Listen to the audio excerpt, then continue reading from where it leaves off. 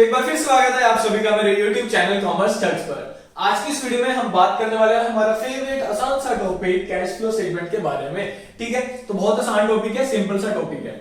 तो शुरू करते हैं बिना किसी देर के। तो देखो, सबसे पहले मुझे ये बताओ, एक कंपनी को अपना सभी कुछ जानने के लिए क्या करना पड़ता है? अकाउंट्स प्रिपेयर करने पड़ते हैं। ठीक है, उससे क्या पता चलता है? उसको पोजीशन पता चलता है, उसके फंड्स के बारे में पता चलता है, उसके एसेट्स के बारे में पता चलता है, उसके लायबिलिटीज के बारे में पता चलता है, कैश के बारे में पता चलता है। ठीक है भाई, कैश के बारे में हाँ सिंपल नहीं पता चलता।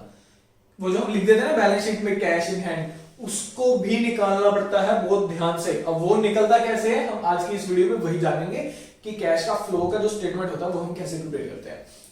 इससे हमें पता क्या चलता है, कैश फ्लो स्टेटमेंट से हमें क्या पता चलता है कि in the end of the year की हमारे पास कितना कैश है।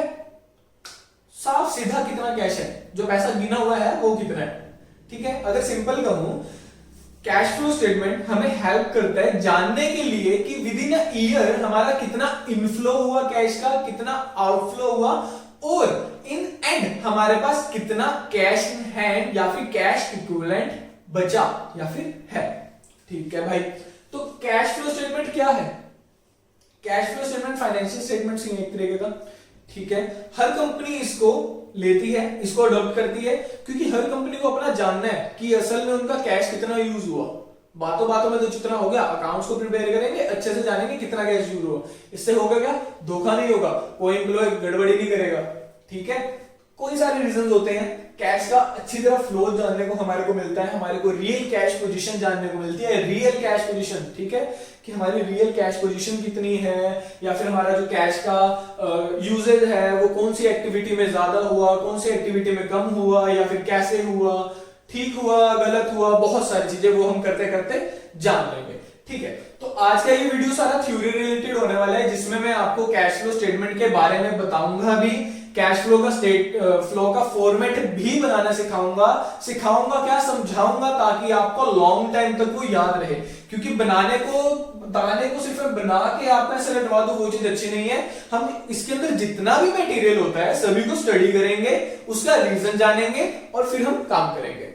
ठीक है, तो कैश फ्लो स्टेटमेंट शुरुआत करते हैं। हमारा जो कैश फ्लो स्टेटमेंट है ये हमें क्या बताता है? सिंपल अगर मैं फर्स्ट पॉइंट लिखूं, कैश फ्लो स्टेटमेंट हमारे को क्या बताता है कि हमारा कितना इनफ्लो है और कितना आउटफ्लो है।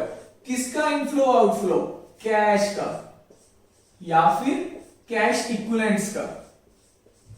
अब मैं कैश के साथ कैश इक्विवेलेंट्स वर्ड यूज कर रहा हूं। अगर आपको पता है तो वेल है, अगर आपको नहीं पता कि कैश इक्विवेलेंट्स क्या होते हैं तो सुनो। देखो, कैश इक्विवेलेंट्स हमारे वो होते हैं जो कैश के एकदम समान है, लाइक कैश के बराबर है, कैश के इक्वल है।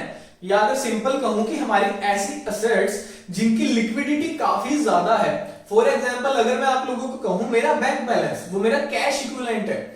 जब मेरा मन करा या जब मुझे नीड हुई मैं बैंक में जाऊंगा या एटीएम अपना यूज करूंगा, जरा मेरा बैंक बैलेंस है उसको मैं कैश में कन्वर्ट कर लूंगा। ठीक है, कैश इक्विवेलेंट प्रॉपर में बताऊं वो चीजें जो easy to convert into cash है। मेरा चेक, जब मुझे नीड हुई मैंने चेक लगाया, जो भी उसकी डेट है मैंने चेक डाला, वो चेक मेरा कैश में कन्वर्ट हो गया। लिक्विड क्या होता है? जो अपनी शेप बदल लेता है जैसा हम उसे बदलना चाहते हैं। ठीक है, तो वही लिक्विड एसेट्स जिनकी लिक्विडिटी काफी ज्यादा है उन्हें हम कैश इक्विवेलेंट्स कहते हैं। दो तीन और बता दें तो जैसे हमारी करंट इन्वेस्टमेंट्स, मैंने कहीं मार्केट में शेयर ले रखे हैं करंट वाले, तो मेरा मन करा भाई मुझे पैसे की जरूरत है, मैं वो शेयर बेच दूंगा, मेरे पास क्या आ जाएगा? कैश आ जाएगा। चेक का मैंने बोला, ठीक है, मैंने बोला हमारा जो बैंक बैलेंस है। ठीक है, और भी काफी चीजें होती है, कमेंट्स में बताओ। आगे चलते हैं हमारा, तो हम कैश फ्लो स्टेटमेंट हम प्रिपेयर करते हैं, वो हम करते हैं इसका इनडायरेक्ट मेथड।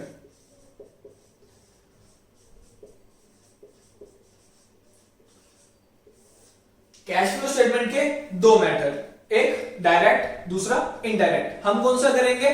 इनडायरेक्ट वाला मेथड। ठीक है, इनडायरेक्ट वाला क्यों करेंगे वो आप पता चल जाएगा। हमारे पूरे सिलेबस में इनडायरेक्ट है तो हम इनडायरेक्ट मेथड यूज कर रहे हैं। वैसे कितने होते हैं? दो होते हैं। नोट कर लो, ये छोटी छोटी चीजें आपको आगे जाके भी कहीं पे काम आ सकती है। वाइवा होगा ना तो उसमें पूछ लिया जाएगा, इंपॉर्टेंट है। कितने हमारे मेथड होते हैं? दो मेथड होते हैं, एक होता है डायरेक्ट और एक होता है हमारा इनडायरेक्ट, और हम इनडायरेक्ट मेथड ही करेंगे। ठीक है, ओके। तो हमारा अकाउंटिंग स्टैंडर्ड थर्ड के अकॉर्डिंग जितना भी हमारा फॉर्मेट है उसके हिसाब से ही अपना कैश फ्लो स्टेटमेंट आगे बढ़ाते हैं या उसी के हिसाब से हम वर्क करते हैं। ठीक है, ये बात भी खत्म हुई। अब कैश फ्लो स्टेटमेंट प्रिपेयर कैसे होता है? देखो, कैश फ्लो स्टेटमेंट को प्रिपेयर करने के लिए हमें तीन चीजों की जरूरत होती है। या सिंपल कह लो कि तीन चीजों की जरूरत मैं नहीं बोलूंगा, मैं सिंपल बोलूंगा कि हमें तीन एक्टिविटीज की रिक्वायरमेंट होती है। जब हम उन तीन एक्टिविटीज को पूरा कर लेते हैं फिर हम अपना एक लास्ट स्टेप करते हैं एंड जस्ट हमारा कैश फ्लो प्रिपेयर। अब वो तीन एक्टिविटीज कौन सी है जिनके बिना कैश फ्लो बहुत अधूरा है? और वो तीन एक्टिविटीज बिजनेस एक्टिविटीज ही होती है। अब वो बिजनेस एक्टिविटीज कैसे हैं? सबसे पहले एक बार नोट कर लो, हमारा एक्टिविटी ए होता है, वो होता है cash flow from operating activities.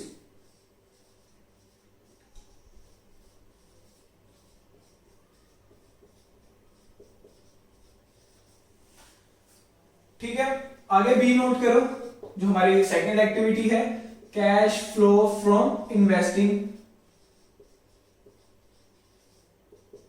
बताऊंगा, अभी नोट करो, एक बार करो फिर उसके बाद बताता हूं। हमारा सी के अंदर आता है हमारा cash flow from financing activity.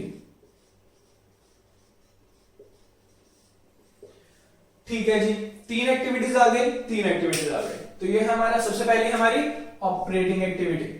अब हमारी ऑपरेटिंग एक्टिविटी में तो क्या होता है बच्चों, जितना भी हमारा ऑपरेशन से रिलेटेड काम होगा वो सभी हमारा ऑपरेटिंग एक्टिविटी के अंदर आएगा। ऑपरेशनल एक्टिविटी होंगी जितने भी हमारे, वो हमारा ऑपरेटिंग एक्टिविटी के अंदर आएगा। Operational activity, business activities, business के काम से रिलेटेड जितनी भी एक्टिविटीज होंगी वो हमारी सारी आएंगी ऑपरेटिंग एक्टिविटीज में। Like purchase of raw material, sell कर देना, ठीक है, अपना जो प्रोडक्ट बनाया उसको सेल करना, ये हमारी सारी ऑपरेशनल एक्टिविटीज है, वो हमारी सारी ऑपरेटिंग एक्टिविटीज में आएगी। ठीक है जी, इन्वेस्टिंग एक्टिविटीज, बिजनेस में इन्वेस्ट कहां से आ गया भाई? अपने अपने बिजनेस में इन्वेस्ट करेंगे, बाहर थोड़ी ना बस करेंगे। क्यों करेंगे? देखो, उसके लिए हम बढ़िया से एक एग्जांपल लेते हैं, बहुत मुश्किल प्रिपेयर करके आया हूं, आसान है, सुनो। देखो, फॉर एग्जांपल हम यहां पर ले लेते हैं कि नवा साल शुरू होने वाला है, एक कंपनी का ओनर है, ठीक है, या जितने भी बोर्ड ऑफ डायरेक्टर हैं उन्होंने अपना एक बजट प्रिपेयर करा। उन्होंने देखा भाई हमारे पास इस टाइम पे 1 CR यानी 1 करोड़ रुपए जो हम कंपनी में लगा सकते हैं। ठीक है, उन्होंने अपना पूरा लंबा लौड़ा तगड़ा सा बजट प्रिपेयर करा, अच्छा सा। उन्होंने सब एक्टिविटीज को कैलकुलेट करा कि हमने ये करना है, ऐसे ऐसे करना है, यहाँ खर्चा ऐसे फलाना ढिमकाना जो भी था सारा उन्होंने डाला। तो उनका कैलकुलेट करने के बाद आया अप्रोक्स 80 लाख का खर्चा। ठीक है जी, 80 लाख का खर्चा हो जाएगा इस पूरे साल में। ठीक है, 1 करोड़ है, 1 करोड़ में से 80 लाख चला गया, 20 लाख तो बच गया। अरे यार अब क्या करें, 20 लाख बच गया, नहीं ये तो गलत है। क्योंकि क्या है कि एक बिजनेसमैन और बिजनेस का पैसा कभी बैठेगा नहीं, फ्री नहीं बैठेगा। अगर दोनों में से कोई एक जना भी फ्री बैठ गया ना तो बिजनेस बैठ जाएगा। ठीक है, तो जो 20 लाख बचा है उसको हम फ्री नहीं बैठने देंगे, उसे हम बाहर कहीं में इन्वेस्ट कर देंगे। फॉर एग्जाम्पल हमारी ही कंपनी किसी दूसरी कंपनी के शेयर्स में इन्वेस्ट कर देगी। ठीक है, वो लॉन्ग टर्म भी हो सकता है, वो शॉर्ट टर्म भी हो सकता है। अगर हमारी शॉर्ट टर्म इन्वेस्टमेंट है वो हमारी ऑपरेटिंग एक्टिविटीज के अंदर आएगी, हमारी लॉन्ग टर्म इन्वेस्टमेंट है तो वो इन्वेस्टिंग के अंदर आएगी। याद रखना, देखो एक चीज सिंपल बता देता हूं, याद रखने वाली, इन्वेस्टिंग और फाइनेंसिंग के अंदर हमारी लॉन्ग टर्म से रिलेटेड बात होंगी। नॉन करेंट जितनी हमारी एक्टिविटीज होंगी वो हमारी इन्वेस्टिंग और फाइनेंसिंग में आएगी। जितनी भी हमारी करंट एसेट्स होंगी, करंट लायबिलिटीज होंगी, वो हमारे सब ऑपरेटिंग में आएंगी। क्योंकि ऑपरेटिंग एक साल का जो हम करते हैं ना वो सारा हमारा ऑपरेटिंग में आता है। बहुत बच्चे गलतियां कर देते हैं इस चीज में, तो याद रखना नॉन करंट हमारी दोनों इन दोनों में आएंगी और जितनी भी करंट है वो हमारी ऑपरेटिंग में आएगी। तो मुद्दे पे आते हैं कि हम बाहर कंपनीज में भी इन्वेस्ट करेंगे लॉन्ग टर्म पे ताकि हमारा पैसा फ्री ना पड़ा रहे जो पड़ा है। ठीक है, आगे चलते हैं फाइनेंसिंग एक्टिविटी। अब फाइनेंसिंग एक्टिविटी के अंदर क्या होता है कि आपका पैसा कहां से आएगा? पैसा कहां से आएगा भाई? पैसे की क्या जरूरत, पैसा तो 1 करोड़ पड़ा है ना। हाँ, पर और भी तो बढ़ सकता है। मान लो बजट मेरा 1 करोड़ 50 लाख का बन गया यार, मेरे को और पैसा चाहिए, मेरे को नहीं पता भाई, मेरे को कंपनी बड़ी करनी है, तो वो कैसे करेंगे? हम शेयर इशू कर देंगे, हम लोन ले लेंगे, हम डिबेंचर्स इशू कर देंगे। वही बात है, जहां से पैसा आएगा वो सारी हमारी फाइनेंसिंग एक्टिविटीज। अब देखो एक चीज आपने ध्यान दी कि हमारी ये 3 एक्टिविटीज है ना, अगर तीनों में पैसा आ रहा है ना तो तीनों से पैसा जाएगा भी, या अगर किसी से पैसा जा रहा है तो उससे पैसा आएगा भी। कैसे? ऑपरेटिंग एक्टिविटीज है, इसके अंदर भी हमारा इनफ्लो भी होता है। क्या होता है? इनफ्लो। इनफ्लो होता है हमारा प्लस, इनफ्लो क्या होता है? पैसे का आना, आना होता है ना इनफ्लो का मतलब। तो पैसे जब भी आएगा वो हमारा प्लस होगा। अब पैसा आएगा कैसे भाई, मैं सेल भी तो करूंगा, पैसे ही आएगा ना वहां से। ठीक है, ठीक है, तो इनफ्लो तो आ गया, आउटफ्लो भी होगा। आउटफ्लो क्यों होगा यार, रॉ मटेरियल परचेज भी तो करना पड़ेगा, वेजेस भी तो देने पड़ेंगे, सारा कुछ वो देखना पड़ेगा ना मेरे को। अच्छा अच्छा ठीक है भाई, पैसा जाएगा भाई, क्लियर है। इनफ्लो भी होगा, आउटफ्लो भी होगा। सेकंड एक्टिविटी इन्वेस्टिंग, इसके अंदर भी हमारा इनफ्लो भी होगा, ओके जी, आउटफ्लो भी होगा। कैसे जी, अब देखो इनफ्लो पैसा आना, अब आपने कहीं पैसा इन्वेस्ट करा है, आपको रिटर्न मिलेगा। अगर मान लो आपने कहीं से दूसरी कंपनी के शेयर भी खरीदे हैं, आपको डिविडेंड मिलेगा ना, पैसा आएगा, वो हमारा इनफ्लो हो जाएगा। कंपनी के शेयर खरीदोगे, पैसे देके ही खरीदोगे, वो हमारा नेगेटिव हो जाएगा। याद रखना कैश फ्लो स्टेटमेंट के अंदर हम जितनी भी एक्टिविटीज लेंगे, जितनी भी एक्टिविटीज को हम डालेंगे, वो सब कैश रिलेटेड होंगी, वो कैश की ही होंगी। ठीक है, फाइनेंसिंग एक्टिविटी पर आ जाओ।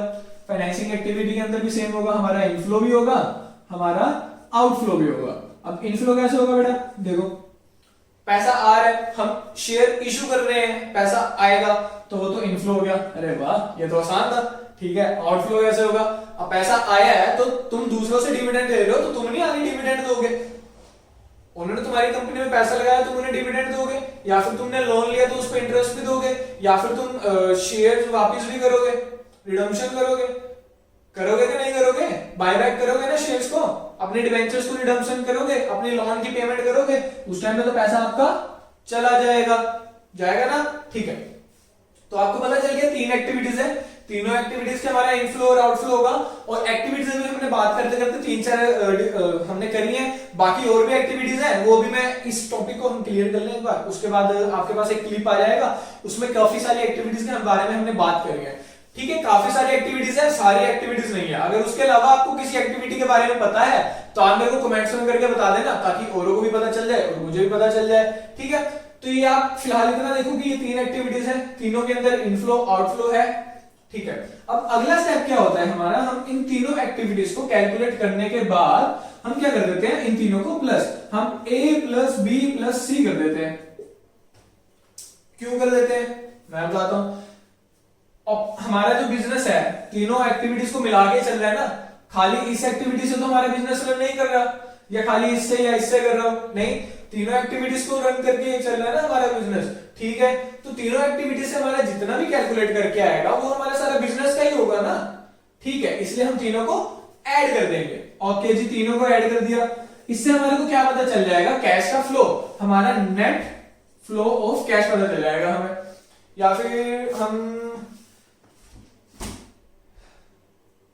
टोटल इनफ्लो और आउटफ्लो ड्यूरिंग द ईयर पता चल जाएगा हमें। सिंपल अगर बोलूं मैं कि हमारा एक पूरे विद इन ईयर हमारा कितना इनफ्लो हुआ, कितना आउटफ्लो हुआ, लाइक क्योंकि कभी बार पैसा माइनस में भी होगा, कभी बार पैसा पॉजिटिव में भी होगा, आपका बैलेंस कुछ भी आ सकता है, वैसे मेनली पॉजिटिव आएगा, नहीं चलो पैसा तो आएगा ही। ठीक है, तो ये हमारा एक स्टेप और हो गया कि हमारे को हमारा नेट इनफ्लो आउटफ्लो पता चल जाता है। ओके जी, खत्म। क्यों खत्म, ऐसे थोड़ी ना खत्म हो जाएगा। अब आपके पास कुछ पुराना पैसा भी तो पड़ा होगा, कुछ ना कुछ, जो आपने मान लो 75 लाख लगाया था कंपनी में, 80 लाख लगाया था, उसमें से क्या पता 2-3 लाख बच गया, शायद वो 80 लाख पूरा ना लगाओ, तो वो क्या कर देंगे, ऐड कर देंगे। अब वो तो पिछले साल का पैसा था, इस साल को ऐड कर रहे हैं। रीजन सुन लो, मेरे पास एग्जांपल है, तुम्हारे पास घर पे चलने से पहले तुम्हें तुम्हारी मम्मी ने 2-3 दिन पहले दिए थे 50 रुपए, तुमने उसे खर्चा नहीं, तुमने जेब में पकड़ के रखे हैं पैसा, मैंने खर्चने नहीं है। ठीक है जी, छुट्टियां बढ़ गई, तुम गए घूमने के लिए नानी के घर। ठीक है भाई, तुम नानी के घर घूमने गए, वहां से तुम शाम को आ गए वापस। अब आते हुए तुम्हारी नानी ने तुमको दिए साथ में 100 रुपए, वो नानी में लाड़ प्यार देती है ना, तो तुम्हें नानी ने दे दिए 100 रुपए। ठीक है, तुम घर आए, तुम कैलकुलेट कर रहे हो तो तुम्हारे पास 150 आ रहे हैं, 150 आ रहे हैं ना। क्यों आ रहे हैं, क्योंकि तुमने अपना पिछले वाला भी पैसा नानी वाले पैसे में ऐड करा, तो तुम्हें पता चला कि हाँ इन प्रेजेंट अब मेरे पास कितने हैं। क्योंकि अगर तुम सोचो कि अब नानी अभी तो आज के दिन तो मुझे खाली नानी ने 100 रुपए दिए तो मेरे पास सिर्फ 100 रुपए है, तो भाई वो तुम्हारे 50 रुपए पड़े पड़े बुक में पड़े पड़े ही रह जाएंगे, वो कभी काम नहीं आएंगे। पुराना पैसा भी ऐड करना पड़ता है ना, ताकि हमारे को हमारा नेट हमारा इस टाइम हाथ में कितना हमें वो पता चले। तो हम इसमें क्या करेंगे, ऐड करेंगे। क्या, हमारा लास्ट ईयर का बैलेंस, जितना भी हमारे पास लास्ट ईयर का बैलेंस पड़ा है, कैश पड़ा है, उसको हम ऐड कर देंगे इसको ऐड करने के बाद हमारे पास क्या आएगा, हमारा नेट कैश आ जाएगा, या फिर net cash and cash equivalents आ जाएगा। खत्म, कुछ नहीं, बस इतना सा एक्टिविटीज करनी है, जस्ट तो ठीक है, ये मैंने आपको समझाया कि 3 एक्टिविटीज है जिनको हमें इस तरह से चलना है, और ये कुछ आपका आगे था कि आगे स्टेप क्या होने हैं। अभी मैंने जैसे आपको बताया था कि हम एक्टिविटीज के बारे में बात करेंगे, तो अब आपको एक क्लिप आएगी जिसमें हम एक्टिविटीज के बारे में बात कर रहे हैं। तो देखो, तीनों एक्टिविटीज आपको समझ आएगी क्या है, तीनों एक्टिविटीज में क्या क्या चीजें हम लेके चलते हैं, क्या क्या इंक्लूड होती है। अब वो अच्छे से बता देता हूं कि किस एक्टिविटी के अंदर क्या इनफ्लो है, क्या आउटफ्लो है। ये एक चार्ट है, अभी के लिए आपको इसको स्क्रीनशॉट लेना है या नोट करना है, आप जो भी करना है आप करो। अगर आप इसको बना लेते तो आपके लिए काफी इजी हो जाएगा, क्योंकि इसके अंदर मैं ये नहीं कहता सारी एक्टिविटीज हैं, बट काफी एक्टिविटीज हैं जो आगे आपको सब में देखने को मिलेंगी, या फिर किसी से रिलेटेड मिलेंगी, हल्का फुल्का भी चेंज होगा। ठीक है, तो देखो मैंने यहां पे लिखा है ऑपरेटिंग एक्टिविटी, इन्वेस्टिंग एक्टिविटी और फाइनेंसिंग एक्टिविटी, तीनों को लिख लिया, ऑपरेटिंग, इन्वेस्टिंग, फाइनेंसिंग, एबीसी का नाम से लिख लिया। ठीक है, अब इनके अंदर हर एक्टिविटी के अंदर जैसे हमने बात करी, इनफ्लो भी है, आउटफ्लो भी है, इनफ्लो भी है, आउटफ्लो भी है, सेम इनफ्लो भी है, आउटफ्लो भी है। अब हम बात करने वाले हैं ऑपरेटिंग एक्टिविटीज में किन एक्टिविटीज को हमने इनफ्लो में करना है और किन एक्टिविटीज को हमने आउटफ्लो में करना है। मैं दोबारा कह रहा हूं कि इसके अंदर अभी सारी एक्टिविटीज नहीं है, कुछ एक्टिविटीज हैं जो हमें क्वेश्चन करने पे ही पता चलेंगी। अगर आपको उनके बारे में नहीं समझ आ रहा तो आप एट टाइम मुझे कमेंट्स में बताओ, आपको जल्दी ही रिप्लाई मिलेगा। ठीक है, अगर आपको देख लो, अगर आपको समझ आ जाता है तो आप क्वेश्चन करो। ठीक है, और अगर कोई न्यू एक्टिविटी पता चलती है कमेंट्स में मुझे वो भी बताओ कि हाँ एक ये भी एक्टिविटीज हम इंक्लूड कर सकते हैं। ठीक है, चलो शुरू करते हैं। ऑपरेटिंग एक्टिविटी से, तो ऑपरेटिंग एक्टिविटी के इनफ्लो के अंदर क्या क्या चीजें आती हैं, देखो कैश सेल, हम यहां पे सिर्फ कैश की बात करने वाले हैं। स्टार्टिंग में बताया कैश फ्लो स्टेटमेंट है तो सिर्फ कैश की बात करेंगे, तो जो भी सेल हम कैश में करेंगे हम उसे इंक्लूड करेंगे, क्या करेंगे, ऐड करेंगे। ठीक है, हमारा कैश रिसीव्ड फ्रॉम डेटर्स, किसी को पिछले साल सेल करी थी उससे पैसा मिल गया, पैसा आ गया ना, तो वो भी ऐड हो जाएगा। कैश रिसीव्ड फ्रॉम रॉयल्टी, अब रॉयल्टी फीस क्या होती है, देखो अगर तुमने किसी चीज का कॉपीराइट करवा रखा है या पेटेंट करवा रखा है, कोई दूसरा बंदा अगर उसे यूज करता है तो वो तुम्हें फी देता है, उसे हम रॉयल्टी फी कहते हैं। ठीक है, तो वो भी हमारे ऑपरेटिंग के अंदर आएगी, वो हम ऐड कर देंगे। अब आउटफ्लो में, आउटफ्लो यानी नेगेटिव, जो कटेगा वो क्या कटेगा, कैश परचेज। अब तुम परचेज कर रहे हो रॉ मटेरियल तो कैश दोगे ना, ऑब्वियस बात है कैश कम हो जाएगा, तो कैश कम होगा तो वो माइनस का होगा। कैश पेड टू क्रेडिटर, किसी से पिछले साल में सामान लिया था अब उसे पे कर दिया। ठीक है, क्रेडिटर को पेमेंट होगी। पेमेंट ऑफ ऑपरेटिंग एक्टिविटीज, या फिर कह लो जितने भी हमारी एक्टिविटीज जो ऑपरेटिंग एक्टिविटीज होंगी, याद रखना ऑपरेटिंग एक्टिविटीज के अंदर जितनी भी आएंगी वो ऑपरेटिंग एक्टिविटीज से रिलेटेड जितने भी हमारे छोटे मोटे बड़े जितने भी एक्सपेंसेस होंगे बच्चे कुछ सभी आ जाएंगे। फॉर एग्जाम्पल अगर मैं कहूं मैंने रेंट पे करा, जहां पे मेरा पैकेजिंग का काम चलता था वो बिल्डिंग मेरी नहीं थी, मैंने रेंट पे ले रखी थी, मैंने उसका रेंट भी करा, तो वो मेरी ऑपरेटिंग एक्टिविटी से रिलेटेड है, तो वो मेरा ऑपरेटिंग एक्टिविटी में आएगा, और रेंट पे करे तो इसलिए वो माइनस हो जाएगा। आगे चलते हैं इन्वेस्टिंग एक्टिविटी पे। इन्वेस्टिंग एक्टिविटी के इनफ्लो में सिंपल ऐड क्या होगा, सेल ऑफ फिक्स सेट, आपने एसेट थी आपने उसको बेच दिया, आपके पास पैसा आ गया, अगर कैश आ रहा है उसको बेच के तो आप ऐड करोगे। कई बार क्या होता है कि आप बेचते हो बदले में आपको कोई और प्रॉपर्टी मिलती है, हम उसे इंक्लूड नहीं करेंगे। याद रखना, अगर आप बेच रहे हो पैसा एक बार आ रहा है, अगले दिन ही आप प्रॉपर्टी ले रहे हो, फिर आप ऐड करोगे, भले पैसा 1 घंटे के लिए भी आ रहा है आपको ऐड करना है, बट अगर उस प्रॉपर्टी को बेचने के बदले में हमारे को दूसरी प्रॉपर्टी ही मिल रही है, लाइक एक बंदा है मेरे को कह रहा है तू मेरी बिल्डिंग ले ले अपनी दे दे, मेरे को सौदा अच्छा लगा मैंने कर दिया, वो हम कैश फ्लो में इंक्लूड नहीं करेंगे। ठीक है, आगे चलते हैं sale of non current investment, हमारी जो लॉन्ग टर्म इन्वेस्टमेंट्स होती हैं जब हम उनको सेल कर देते हैं। ठीक है, या फिर इंटरेस्ट रिसीव, कहीं मैंने पैसा इन्वेस्ट कर रखा है, किसी कंपनी को मैंने पैसे दे रखे हैं, उसका मैं डेटर हूं, ठीक है, सॉरी डेटर का मैंने उसके डिबेंचर्स ले रखे हैं, अब वो मुझे इंटरेस्ट दे रहे, या फिर कहीं भी मैंने किसी बंदे को लोन दे रखे वो मुझे इंटरेस्ट दे रहे हैं, इंटरेस्ट रिसीव होगा वो हम ऐड करेंगे। ठीक है, और है हमारा देखो इंटरेस्ट ना, यहां तुम अगर डिविडेंड या इंटरेस्ट आता है, देखो ये वैसे पार्ट तो फाइनेंसिंग के हैं बट ये हमें मिल रहे हैं, हमारे लिए तो इन्वेस्टिंग है ना वो। अब इन दो चीजों को तुम देख के ये मत बोलना कि ये तो भाई फाइनेंसिंग से रिलेटेड है, हमारे शेयर हमारे डिवेंचर तो फाइनेंसिंग में आते हैं, ठीक है वो आते हैं, उन पे जो खर्चा होगा हम वो लिखेंगे, ये हमें रिसीव हो रहा है, हमारे लिए तो इन्वेस्टमेंट है ना, हमने किसी और कंपनी में पैसा डाला है, हमारे लिए इन्वेस्टमेंट है, तो इसलिए हमने इसे इन्वेस्टिंग एक्टिविटी में लिखा है। बहुत बच्चे कंफ्यूज होते हैं, नहीं होना, ध्यान से, ठीक है, जल्दबाजी के चक्कर में होता है वो, ध्यान से चलो सब अच्छा होगा। अब आए आउटफ्लो की बारी, आउटफ्लो में हम माइनस करते हैं। अब माइनस क्या चीजें करेंगे इन्वेस्टिंग एक्टिविटी में, परचेज ऑफ फिक्स्ड एसेट, मैं कोई दुकान ले रहा हूं या कोई बड़ा वेयर हाउस ले रहा हूं, फिक्स्ड एसेट ले रहा हूं, मशीन ले रहा हूं, तो पैसा जाएगा। Purchase of non current investment, मेरे को कोई इन्वेस्टमेंट और अच्छी लग रही है, मैं किसी और कंपनी के शेयर खरीद रहा हूं, पैसा तो जाएंगे भाई, पैसा तो जा रहे हैं, ठीक है, तो माइनस हो जाएगा। फाइनल आया हमारा फाइनेंसिंग एक्टिविटी। फाइनेंसिंग एक्टिविटी के अंदर दो, इनफ्लो और आउटफ्लो। अब इसका इनफ्लो क्या कहता है, ये चीज ध्यान से देखना, इशू ऑफ शेयर, हम शेयर इशू कर रहे हैं कैश के बदले में, फॉर कैश।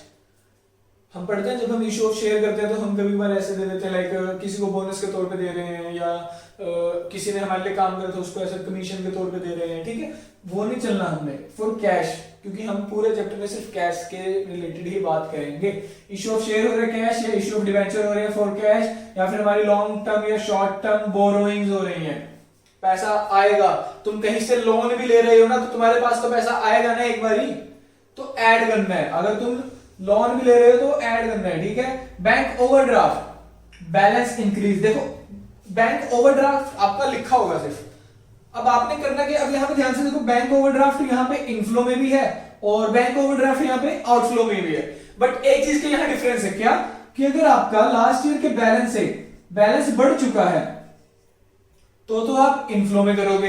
लाइक पिछले साल 10,000 था मेरा ओवरड्राफ्ट, अब 15,000 है, ओवरड्राफ्ट बढ़ चुका है इस साल, तो वो इनफ्लो है क्योंकि पेमेंट आई है, ठीक है। जो आउटफ्लो है वो आया, आउटफ्लो कह रहा हूं सॉरी, ओवरड्राफ्ट है वो आया है, ठीक है।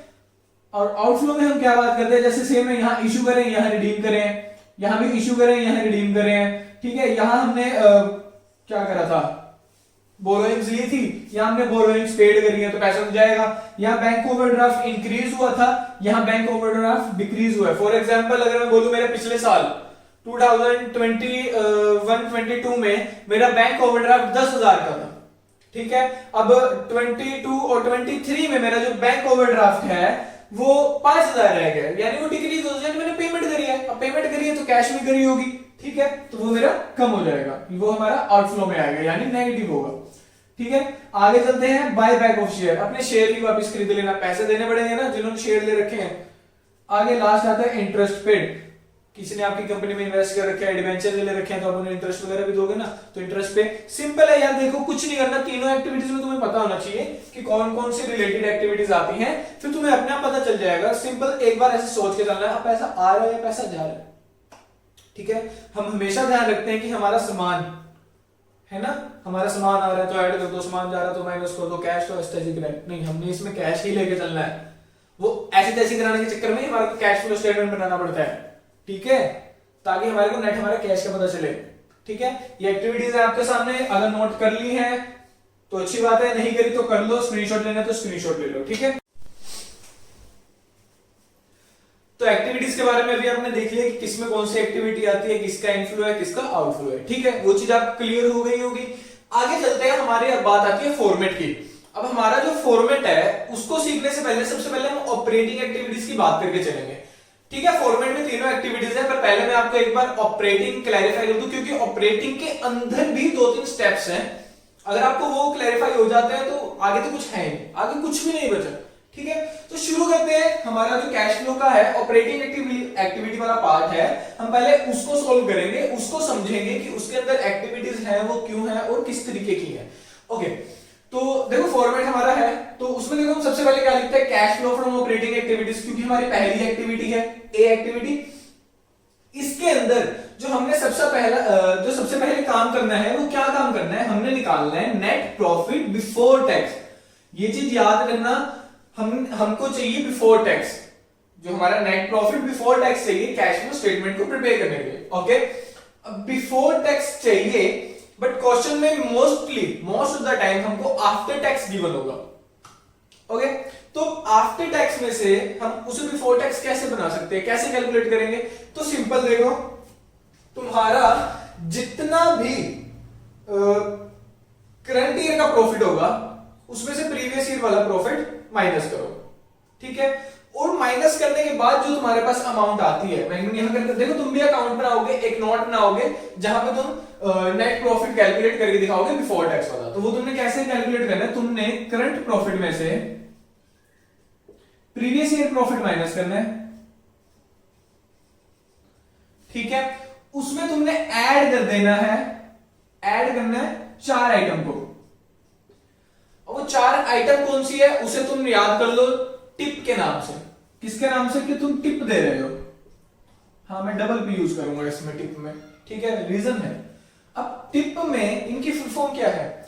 देखो, टी से ट्रांसफर टू रिजर्व। जितना भी आपने प्रॉफिट में से पार्ट रिजर्व में डाला होगा वो आप वापस से ऐड बैक कर दो, ठीक है। आई से इंटरमीडिएट डिविडेंड होता है ना, जितना भी आप साल के बीच में आप दे रहे हो, ठीक है, जितना भी डिविडेंड दे रहे हो आप वो डालोगे, इंटरिम डिविडेंड। उसके बाद आता है आपका प्रपोज डिविडेंड पी से, ठीक है। फिर अगला जो पी आता है उससे आता है हमारा प्रोविजन फॉर टैक्सेस। लिख देता हूं, इंटरिम डिविडेंड,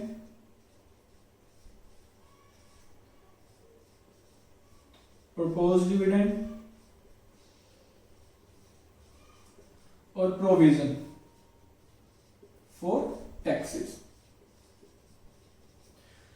सिंपल, हमने करंट ईयर के प्रॉफिट में से प्रीवियस ईयर का प्रॉफिट जो भी है माइनस कर देना, कर दिया जी। उसके बाद हमने करना है टिप को ऐड। किसको ऐड करना है? टिप को, TIPP। 4 आइटम्स है, इनको करना है ऐड। अब वो आइटम कौन सी है? ट्रांसफर टू रिजर्व जितना होगा वो ऐड कर देना है, इंटरिम डिविडेंड होगा जितना भी वो ऐड कर देना है, प्रपोज डिविडेंड होगा वो ऐड कर देना है, प्रोविजन फॉर टैक्सेस होगा वो ऐड कर देना है, और इनमें से हमने माइनस कर देना है रिफंड।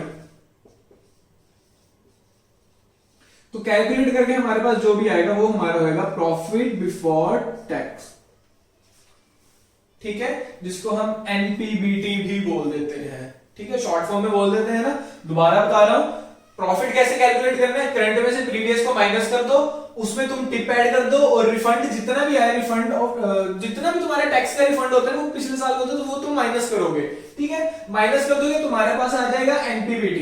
अच्छा, ये स्टेप तो हो गया हमारा क्लियर, ये तुम अपनी अमाउंट लिख दोगे। तुमने अमाउंट लिख दी, ठीक है भाई, वेल। आगे हम क्या करेंगे? आगे हम एक स्टेप करेंगे और हम करेंगे एडजस्टमेंट्स, ठीक है। एडजस्टमेंट करेंगे non operating income and expenses की, ठीक है, जिससे हमें क्या पता चलेगा? हमारे को हमारा बिफोर वर्किंग कैपिटल वाला पता चलेगा, ठीक है भाई। इसको कैसे करेंगे? हम ऐड करेंगे कुछ चीजें, अरे चल जाए यार, और कुछ चीजें करेंगे लेस, ठीक है सर। ऐड हम क्या करेंगे? हमारा जितना भी नॉन ऑपरेटिंग एक्सपेंसेस होंगे वो हम कर देंगे ऐड। उल्टा बोल दिया? नहीं, देखो, ऐड हम करेंगे नॉन ऑपरेटिंग एक्सपेंसेस और हम लेस करेंगे नॉन ऑपरेटिंग इनकम। अब तुम्हें थोड़ा यहां डाउटफुल लग रहा है कि इनकम में तो पैसा आता है तो माइनस क्यों कर रहे हैं? क्योंकि हम बिफोर निकाल रहे हैं, हम पीछे जा रहे हैं ना। तो जब हम रिवर्स में वीडियो चलाते हैं तो बंदा पुट्ठा चलता है ना, तो यहां पे पुट्ठे काम कर रहे हैं। सिंपल है कि याद रख लो कि हम जब बिफोर का काम कर रहे हैं तो हमें प्रोसेस को उल्टा करना पड़ेगा। तो इसलिए हम ऐड बैक कर रहे हैं हमारे जितने भी एक्सपेंसेस थे और हम लेस कर रहे हैं हमारे जितने भी इनकम्स थी। जो कैलकुलेट होगा वो तुम्हारा यहां आ जाएगा, ठीक है। अब यहां आने के बाद हमारा जो नेक्स्ट स्टेप आता है वो क्या आता है कि अब हमने ऐड करनी है और लेस करनी है दोबारा से फिर चीजें। अब ऐड और लेस क्या करना है? दोबारा एडिंग कर लेते हैं। ऐड, देखो यार, पूरे कैश फ्लो में फॉर्मेट में या पूरे कैश फ्लो की स्टेटमेंट में हमने ऐड ही करना है और लेस ही करना है, ठीक है। तो देखो, अब ऐड क्या करनी है हमने? हमारा प्रॉफिट बिफोर वर्किंग कैपिटल के बाद जो चीजें हमने ऐड करनी है वो क्या है कि आपका जो करंट असेट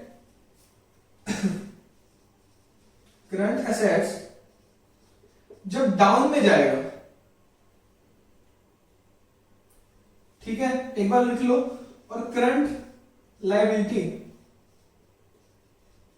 जब आपकी बढ़ेगी, और लेस होगा इसका उल्टा, करंट असेट्स जब आपके बढ़ेंगे और आपकी करंट लायबिलिटी जब कम हो जाएगी। अब सर यहां पे एसेट गिर रही है तो हम ऐड कर रहे हैं, यहां पे एसेट बढ़ रही है तो हम लेस कर रहे हैं, फिर से घपला कर रहे हैं? नहीं, घपला नहीं कर रहे। मैंने पहले ही बात कही थी आपको चैप्टर इस वीडियो की स्टार्टिंग में कि हमने कैश की बात करनी है, हमने एसेट्स की बात नहीं करनी। अब मान लो अगर आपकी एसेट्स डाउन में जा रही हैं, ठीक है, आपकी एसेट्स पहले कंपनी में 1 लाख की थी, अब आपके पास एसेट्स 50,000 की बची हैं, तो आपने 50,000 की एसेट्स बेच दी होंगी, तो उससे आपको क्या मिला होगा? पैसा मिला होगा, इसलिए हमने ऐड करा है। लायबिलिटी बढ़ रही है, ठीक है, लायबिलिटी क्या होती है? आपने लोन ले रखे, वो आपकी लायबिलिटी है ना, तो आपने लोन लिया है, ठीक है, तो उससे क्या हुआ? आपके पास तो पैसा आया है, इसलिए हमने ऐड किया है। समझ आ रहा है? यहां पे हमने असेट्स की या लायबिलिटीज के हिसाब से नहीं चलना, हमने चलना है हमारे कैश के फ्लो के हिसाब से, इसलिए हमने ऐड करा है अगर करंट असेट डाउन जा रही है और लायबिलिटी इंक्रीज हो रही है, और हमने लेस करा है जब हमारा करंट असेट अप हो रहा है बट हमारी करंट लायबिलिटी डाउन हो रही है। दोबारा बता देता हूं, हमने कैश को देखना है, ठीक है। ये चीज देखो, समझ लो आराम से, कोई नहीं मैं इसमें पूरा टाइम दूंगा क्योंकि ये चीजें बहुत मेन है, यहां पे बहुत गड़बड़ी हो जाती है। आराम से तुमने समझना है, हमने चलना कैश को लेकर, सिंपल। अब यहां पे देखो करंट असेट मेरी डाउन में जा रही है, करंट असेट की जो मेरा जो करंट असेट है वो कम हो रहा है, तो ऑब्वियसली बात है मैं करंट असेट बेच रहा हूंगा अपना, है ना। इन्वेस्टमेंट थी मेरे पास 1 लाख की, अब मेरे पास जो मेरी इन्वेस्टमेंट है वो मेरी 50,000 की बची है, तो 50,000 की इन्वेस्टमेंट मैंने बेच दी है ना, तो मेरे पास तो कैश आ गया और लायबिलिटी मेरी बढ़ गई है मान लो, ठीक है, मैंने और करंट लायबिलिटी ले ली है, मैंने कई छोटे मोटे लोन ले लिए, तो पैसा तो आया। अब यहां पे मेरा करंट असेट बढ़ रहा है, यानी मैंने इन्वेस्टमेंट बाहर करी है, छोटी मोटी करंट इन्वेस्टमेंट मैंने बाहर करी है, तो उससे क्या होगा? मेरा पैसा तो बाहर चला जाएगा, इसलिए हम उसे माइनस करेंगे। इन चीजों का ध्यान रखना, जब करंट असेट हमारा डाउन में जाएगा तो हमने ऐड करना है, जब करंट असेट प्लस में जाएगा तो लेस करना है, ठीक है। आगे चलते हैं। अब इस सब को करने के बाद हमारा जो बैलेंस आएगा वो हम यहां कर लेंगे, ओके जी। अब इन सब को करने के बाद ये हम टोटल इसका कैलकुलेट करेंगे, इससे हमें क्या मिलेगा? हमारा जितना कैश जनरेट हुआ है ऑपरेटिंग एक्टिविटी से हमें वो मिल जाएगा, ठीक है। ये 3 हमने अभी तक एक करा, प्रॉफिट निकाला, फिर ये स्टेप करा, फिर ये स्टेप करा, 3 स्टेप करे, तीनों को कैलकुलेट करेंगे, जो भी हमारा आएगा वो हमारा क्या होगा? कैश जनरेटेड फ्रॉम ऑपरेशंस, ठीक है। इसमें से हम टैक्स पे करेंगे, टैक्स पे करना होता है ना, ठीक है, वो भी तो माइनस करेंगे क्योंकि टैक्स तो पे हो रहा है, पैसा जाएगा, तो इसलिए टैक्स को हम कर देंगे लेस, जिसके बाद हमारे पास आ जाएगा हमारा नेट कैश फ्लो या फिर यूज्ड फ्रॉम ऑपरेटिंग एक्टिविटीज। अब देखो तुम कहोगे यार फ्लो था तो यूज क्यों लिखा? अगर हमारा फिगर जो मतलब हमारा आता है अगर वो नेगेटिव आता है तो उस टाइम पे हम यूज करेंगे, उपयोग मतलब यूज हम लिखेंगे, और अगर हमारा ये पॉजिटिव में ही आता है तो हम फ्लो लिखेंगे। तो आप यहां पे ऐसे डाल सकते हो, फ्लो या फिर यूज, ठीक है, जो भी आएगा देख लेना। समझ आ गया? हमने बिफोर टैक्स निकालना है, फिर उसके बाद हमारा जो आएगा हमने नॉन ऑपरेटिंग एक्सपेंसेस ऐड करने हैं और नॉन ऑपरेटिंग इनकम्स हमने माइनस करनी है। देन उसके बाद वर्किंग कैपिटल हमने निकालना है बिफोर वाला, तो उसके लिए हम अपना जो भी है करंट असेट्स वगैरह जो अगर हमारी डाउन जा रही है तो ऐड करेंगे और अगर बढ़ रही है तो हम लेस करेंगे। उससे हमारे पास क्या जाएगा? कैश जनरेटेड फ्रॉम ऑपरेशंस, उसमें से हम टैक्स पे करेंगे तो टैक्स लेस हो जाएगा, उससे हमारे को क्या मिल जाएगा? नेट कैश फ्लो या फिर कैश फ्रॉम ऑपरेटिंग एक्टिविटीज। आपको ऑपरेटिंग एक्टिविटीज क्लियर हो गया? सबसे मतलब जो मुश्किल, जो थोड़ा समझने वाली चीज थी, मुश्किल तो नहीं कहूंगा, जो समझने वाली चीज थी यही थी। अब आगे का जितना भी हमारा प्रोसेस है, लाइक जितना भी फॉर्मेट है, अब मैं आपको वो बताऊंगा और एकदम वो आसान से, क्योंकि आपको ये चीज समझ आ चुकी है। बाकी में तो कुछ भी नहीं है, वो हल्की फुल्की कैलकुलेशन है जस्ट, ठीक है। अब जब सारा कैश फ्लो स्टेटमेंट की जितनी भी एक्टिविटीज हैं, जितने भी स्टेप्स हैं समझ आ चुके हैं, तो हम बात करते हैं इसके एंड स्टेप फॉर्मेट के बारे में। तो अमाउंट के लिए हम 2 कॉलम बनाएंगे, वो आपको भी रीजन पता चल जाएगा कि ऐसा क्यों है, ठीक है, ओके। एक कॉलम हमारा हमेशा की तरह पर्टिकुलर्स के लिए, और ये हम साइड में एकदम पतला सा बना देंगे हमारी एक्टिविटीज नंबर नोट करने के लिए, ठीक है। हमने एबीसी एक्टिविटी 3 कर दी ना, तो उनको तीनों को लिखने के लिए कॉलम बना देंगे, ठीक है। तो सिंपल इसमें पर्टिकुलर्स, ये हमारा अमाउंट और ये हमारा अमाउंट, अमाउंट इसमें दोनों हम करंट ईयर का लेंगे, ऐसा नहीं है कि प्रीवियस ईयर के लिए करंट ईयर के लिए, ऐसा कुछ नहीं है। वो शायद आपको क्वेश्चन में कभी बार इस तरीके से आपको दिया होगा कि एक साइड पे आपको करंट ईयर गिवन होगा, एक साइड पे प्रीवियस ईयर के आइटम्स गिवन होंगे। वो इसलिए होंगे ताकि आप डिटरमाइन कर पाओ कि असेट्स हमारे बढ़ रही हैं या कम हो रही हैं, या लायबिलिटीज में हमारे क्या क्या चेंजेस आ रहे हैं, आ भी रहे हैं या नहीं आ रहे हैं। ठीक है, एक्टिविटीज हमने देख ली थी कि कौन कौन सी एक्टिविटीज हम इंक्लूड करते हैं। ठीक है, उनके अंदर हमारी कौन सी एक्टिविटीज होती हैं, लाइक ऑपरेटिंग एक्टिविटीज कौन कौन सी हम लेके चलते हैं, वो हमने पढ़ लिए। बाकी जितनी भी आपको क्वेश्चंस में आती रहेंगी आपको पता चलता रहेगा, आपने सिर्फ वही लेनी है जो आपको क्वेश्चन में गिवन है। ठीक है, तो शुरू करते हैं। देखो ए से हम नाम डालेंगे cash flow from operating activity.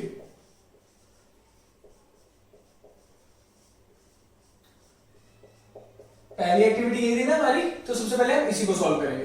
ठीक है, ऑपरेटिंग एक्टिविटी में हमने जितना भी हमारा काम था, जितने हमने 3 स्टेप करे थे, तीनों को हम कैलकुलेट करेंगे। पहला स्टेप जैसे था हमारा नेट प्रॉफिट बिफोर टैक्स निकालना, फिर ठीक है, फिर उसके बाद हमारा क्या था वर्किंग कैपिटल वाला, फिर हमारा net cash generated, net cash generated from operation या ऑपरेटिंग एक्टिविटी। ठीक है, इसको करने के बाद हम यहां पे लेस कर देते हैं हमारा टैक्स, फिर हमारा आ जाता है, देखो ध्यान से देखना, अब हमारा जो आएगा इन सबको कैलकुलेट करने के बाद, लाइक यहाँ पे मेरा टैक्स आ गया और ये मैंने सभी एडजस्टमेंट्स कर दी। अब जो यहाँ पे मेरे को मिलेगा ना, इन सबको कैलकुलेट करने के बाद मेरे को जो यहाँ आइटम मिलेगी, ठीक है, वो मेरी आइटम को मैं यहाँ पे लिखूंगा, और वो मेरी आइटम क्या होगी, नेट कैश फ्लो,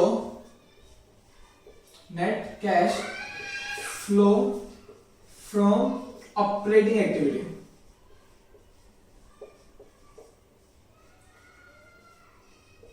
देखो हमने शुरू करा था cash flow from operating activity, हम एंड कर रहे हैं इसका नेट कैश फ्लो निकाल के। यहां में सिर्फ कैश फ्लो के बारे में था, हमने यहाँ पे नेट निकाला, हमारी जितनी भी वैल्यू आई यहाँ पे कैलकुलेट करके इन सबको, इसको हम यहाँ पे डाल देंगे। ठीक है, ये हमारी नेगेटिव भी हो सकती है, ठीक है, और ये हमारी पॉजिटिव भी हो सकती है। नेगेटिव होगी तो हम उसे सिंपल ब्रैकेट से डिनोट कर देंगे। फॉर एग्जांपल अभी भी हम लेके चल रहे हैं कि मान लो हमारी नेगेटिव है। एक स्टेप आपका क्लियर। अब आप डालोगे अपना बी स्टेप। बी स्टेप में हम किसकी बात करते हैं, cash flow from investing activity, investing activity. इसके अंदर देखो बच्चों एकदम सिंपल है, कुछ भी नहीं करना, एक्टिविटीज है, जिनका इनफ्लो हो रहा है उनको ऐड कर दो और जिनका आउटफ्लो हो रहा है उनको लेस कर दो। वो आपको करने पे ही अच्छी तरह समझ आएंगी चीजें कि कौन सी ऐड है कौन सी लेस है। बार बार ट्राई करते रहोगे सब दिमाग में बैठ जाएगा। ठीक है, ये सब करने के बाद आपको क्या मिल जाएगा, सेम नेट कैश मिल जाएगा। नेट कैश फ्लो फ्रॉम कौन सी activities, investing activities, investing activities. तो भैया इसके अंदर की जितनी भी एडजस्टमेंट्स हैं वो आप यहां करोगे, इनको कैलकुलेट करने के बाद आपका जो भी आएगा वो पॉजिटिव है या नेगेटिव है वो आप यहां पे लिखोगे। ठीक है, फिलहाल हम इसको पॉजिटिव लेके चल रहे हैं। आपका लास्ट एक्टिविटी बचता है, वो क्या है, कैश फ्लो फ्रॉम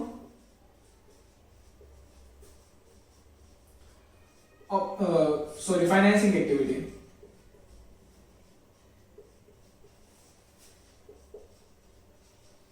ठीक है, यहां पे भी आप एडजस्टमेंट्स करोगे, ऐड करोगे, लेस करोगे, आपको मिल जाएगा आपका net cash flow from financing activity. समझ आ रहा है ना, आप जितनी भी एडजस्टमेंट करोगे, देखो जो उनका फाइनल होगा ना, जो भी फाइनल करके नेट हमारा निकलेगा, नेट हमने लिखना सेकंड वाले कॉलम में। ठीक है, क्योंकि आगे की जो मेन एडजस्टमेंट्स है वो यहीं पे होंगी। क्योंकि अगर आप यहीं पे सारे अमाउंट्स डाल दोगे ना, टोटल करके आप पहले सोचोगे ये उठाना है, फिर उसके बाद में ये छोड़ना, फिर वो दिक्कत में रहता है। तो जिन्होंने फॉर्मेट बनाया बड़ा दिमाग लगाकर बनाया कि जितना भी आपका टोटल करके एक्टिविटी का आएगा आप वो साइड वाले कॉलम में डालोगे। जितने भी हमारी उसको एक्टिविटी को कैलकुलेट करने के लिए जितनी भी हमारी कैलकुलेशंस होगी वो हम पहले वाले कॉलम में डालेंगे। ठीक है, अब ये सब हो गया, हमारा तीनों एक्टिविटी को कैलकुलेट करके हमारा जो भी था बैलेंस वो आ गया। नेक्स्ट स्टेप हमने क्या करा था कि अब हम तीनों को ऐड करेंगे। ठीक है, तो उससे हमारे को क्या मिलेगा, नेट कैश इंक्रीज और डिक्रीज इन अ ईयर, यानी इनफ्लो और outflow with in a year. तो हम लिख लेते हैं कैश डिक्रीज या फिर इंक्रीज इन करंट ईयर या फिर पर्टिकुलर ईयर। तो जो भी होगा हम a प्लस बी प्लस सी करेंगे, a प्लस बी प्लस सी, उसको कैलकुलेट करके इन तीनों को कैलकुलेट करके हमारा जो भी आएगा वो हम यहाँ पे लिख लेंगे। ठीक है, उसके बाद मैंने बताया था नानी के घर से पैसे तो आ गए, आपके पास भी कुछ पैसे बड़े थे वो ऐड करेंगे। वो क्या कौन से हैं? Cash and cash equivalents in beginning of year, in beginning of year. वो जो भी हमारा बैलेंस होगा वो हम इसमें ऐड कर देंगे। क्या करेंगे? ऐड। ठीक है ना। अब इस सब इन दोनों को ऐड करने के बाद हमारा जो भी आएगा, जो हमारा नेट आएगा वो हमारा लास्ट होगा, और वो होगा हमारा नेट कैश फ्लो। ठीक है, वो हमारा नेट कैश फ्लो होगा ऑफ अ ईयर या फिर करंट ईयर। लिख देते हैं net cash flow of current year, कि पूरे साल में भाई आपका कितना इनफ्लो हुआ, कितना आउटफ्लो, और आपके पास कितना पैसा बचा है। आपका कैश फ्लो स्टेटमेंट का यहीं पे खत्म होता है। आपका नेट कैश और कैश इक्विवेलेंट्स आ जाते हैं यहाँ पर। नेट कैश फ्लो नहीं आएगा यहाँ, net cash and cash equivalents आपके एक साल के अंदर कितने भी हैं वो सब यहाँ पर आ जाते हैं। देखो एकदम आसान था सब कुछ नहीं था, बस जो ऑपरेटिंग एक्टिविटी है उसको थोड़ा सोच के चलना है। थोड़ा एक बार समझ लोगे तो कोई चीज उसके अंदर मुश्किल नहीं है। हमेशा ही नहीं है कि आपको सारे स्टेप लेने पड़ेंगे, क्योंकि कई बार एक्टिविटीज आपको गिवन ही नहीं होंगी तो आप उन्हें कैलकुलेट ही नहीं करोगे। ठीक है ना। आपको क्या पता प्रॉफिट बिफोर टैक्स ही दे रखा हो सीधा, है ना, तो आपको ये चीज कैलकुलेट करने की जरूरत नहीं। सेकंड में हमने यहाँ पे करा था, हमने non operating income and expenses की कैलकुलेट करा था। क्या पता हमें वही ना गिवन हो, वैसे वो गिवन होता है बट कई एग्जांपल कई क्वेश्चन छोटा होता है तो वहां पे वो चीज ना गिवन हो, या आपको कैश जनरेटेड आपका ये तो निकलेगा। ठीक है, ये स्टेप तो आपको करना पड़ेगा। उसको में से आप जस्ट आपने टैक्स लेस करना है, आपका नेट कैश फ्लो आ जाएगा। इन्वेस्टिंग का सिंपल है, जो ऐड है ऐड करेंगे, माइनस है माइनस करेंगे। इसमें सिंपल है, जितनी भी एक्टिविटीज है ऐड वाली ऐड करेंगे, माइनस वाली माइनस करेंगे। तीनों एक्टिविटीज को कैलकुलेट करने के बाद a प्लस बी प्लस सी करने के बाद हमारे पास जो भी आएगा उसमें हम हमारा बिगिनिंग वाला बैलेंस ऐड करेंगे और हमारा नेट कैश या कैश इक्विवेलेंट्स आ जाएगा। इतना आसान सा काम करना है, कुछ भी नहीं करना। 15 मार्क्स का क्वेश्चन आता है, 8 मार्क्स का क्वेश्चन आता है, जितने भी आता है आपके हाथ में। अब ये जो मैंने आज की वीडियो में आपको जितना भी सिखाया, ये जब आप प्रैक्टिकल क्वेश्चन यूज करोगे तो आपको वहां हेल्पफुल रहेगा, क्योंकि ठीक है आप समझोगे कि आपको कहां पे कौन सा स्टेप लेना है। ओके, और अगर थ्योरेटिकल क्वेश्चन भी आता है तो थ्योरेटिकल क्वेश्चन में भी यही होता है कि कैश फ्लो स्टेटमेंट क्या है और कैसे वर्क करता है। तो अगर आपको ये सब पता है तो आप इसको अच्छी तरह डिफाइन तो कर ही सकते हो, आई थिंक कोई दिक्कत नहीं होगी। तो आपके यहाँ प्रैक्टिकल भी कवर हो गया और थ्योरी भी कवर हो गया। हाँ, अगर आपको चाहिए कि हम कोई सम भी इसके ऊपर करें तो नीचे कमेंट्स में बताना, तो जल्दी हम कोई सम भी सॉल्व करके 3-4 वो भी अपना बढ़िया से डाल के दिखाएंगे। ठीक है, कि पर्टिकुलर हम प्रैक्टिकली करते कैसे हैं चीजें सारी, हम वो भी करके दिखाएंगे। फिलहाल के लिए हमने सारा समझा क्या काम है, किस लिए काम है, कौन सी एक्टिविटीज है, कब है, कहां है, कैसे है। ठीक है, सब कुछ हमने कैलकुलेट करा। वीडियो अच्छी लगी होगी तो लाइक करना, सब्सक्राइब करना। कुछ अगर आपको कहीं प्रॉब्लम आ रही है या आपको कोई चीज न्यू पता है जो वीडियो में नहीं बता पाया मैं, तो आप मेरे को कमेंट्स में जरूर बताना और सब्सक्राइब कर देना ताकि मेरे मोटिवेशन बना रहे और आप पे भी चीजें टाइम टू टाइम मेरे वाली पहुंचते रहे। तो ठीक है, इसी के साथ यहाँ पर एंड करते हैं इस वीडियो का। सो